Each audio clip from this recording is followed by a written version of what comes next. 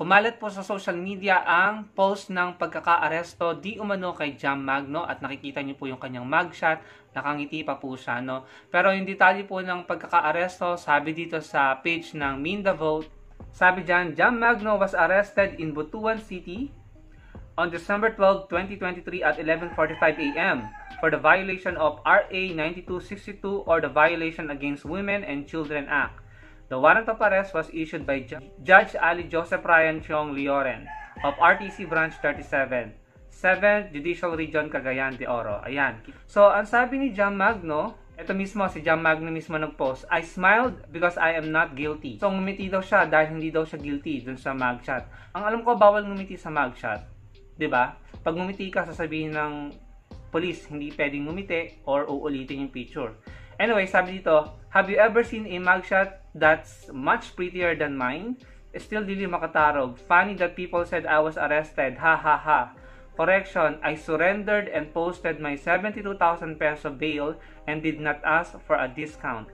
And I was escorted by an entire team of Butuan's best. Talaga? Entire team? So, VIP treatment ito. So, kalma mga abog, dili gihapon mo katarog. You should post my Miranda Rights video. Mas gwapa ko dito. Ha ha ha ha. And to be fair ha, thank you to the Butuan City Police Station for the wonderful experience today. I actually loved it. Ha ha ha ha. And to Barangay Ampayon's new Barangay Captain Kim Akalayan for the fast process of my bail requirements. So kung ganun ay parang tila may special treatment sa kanyang pag-surrender. Sinabi niya na sumurrender siya, hindi siya inaresto. Dalawa sa mga post na una nating nabasa, no. Si Jam Magno na nagsabi na sumuko siya at ang kaso ay may kinalaman sa Bausi, no. So anong naiisip niyo? Bakit Bausi, no? Violence against women and children.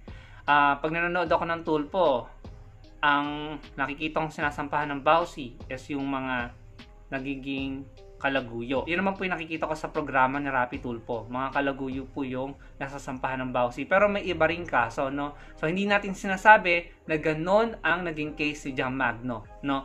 Yun lamang po ang aking usually na nakikita.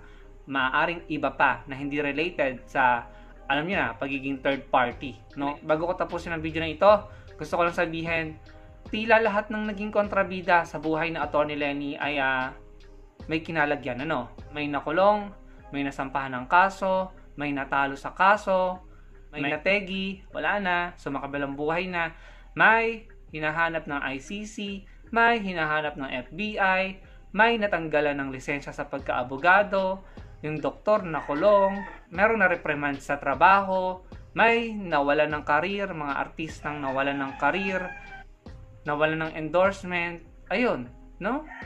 And naniniwala ako, pakiramdam ko, marami pang susunod na talagang mamalasin, no? Sa buhay, sa career, sa kung ano man. Dahil, hindi ko alam kung may connect yun sa mga pinagagawa at pinagsasabi nila kay Atty. Lenny, no? Hindi ko alam. Hindi naman ako masyadong naniniwala dun sa sinasabi nila na wag mong aapihin ang balo dahil parang sabi, yung nasa taas daw ang makakalaban mo, no?